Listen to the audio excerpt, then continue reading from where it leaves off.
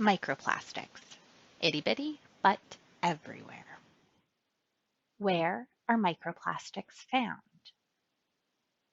Microplastics are everywhere, found in virtually every corner of the earth, from the deepest depths of the ocean to the tops of our highest mountains. They've even found microplastics at the North and South poles. Researchers estimate that there are between 15 and 51 trillion microplastics floating at the ocean surface. First, let's look at microplastics and the environment. Humanity is intrinsically linked to the environment. The environment has a profound impact on how we live our lives, and human activity affects it drastically. Microplastics enter the environment in a number of different ways. They can result from the breakdown of macroplastics. Macroplastics pollute almost every ecosystem on Earth and have even formed a 1.6 million square kilometer island in the Pacific Ocean called the Great Pacific Garbage Patch. As these macroplastics break down into fragments, foam, and film, they virtually disappear, creating an invisible global threat. Industry also releases a lot of microplastics into the environment. Nurdles enter the environment as waste at all levels of industrial activity. They can penetrate soil and groundwater through runoff, and all roads eventually lead to the ocean.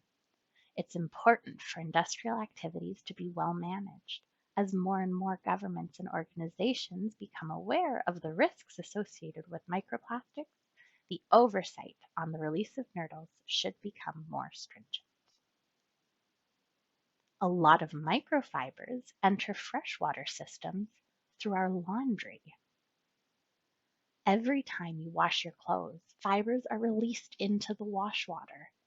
We have lint traps in our dryers that catch some of these stray fibers as they're drying, but the washing machine is what breaks a lot of these fibers loose in the first place. It's estimated that an average household load of laundry can shed thousands to millions of microfibers in every single wash. When the water drains, these fibers enter the sewer or septic systems that your house connects to. These systems can then release microplastics into the environment. Humans have produced more than 8 billion tons of plastic since the 1950s. Less than 10% of it has been recycled. Microplastics can end up anywhere and everywhere, including the human body. Microplastics can be found in the air we breathe and the food we eat. They can be found in bottled water and food that's heated up in plastic containers. Household dust even contains microplastics. Tens of thousands to millions of microplastics end up in our bodies every year. Some babies are even born with microplastics already in their systems.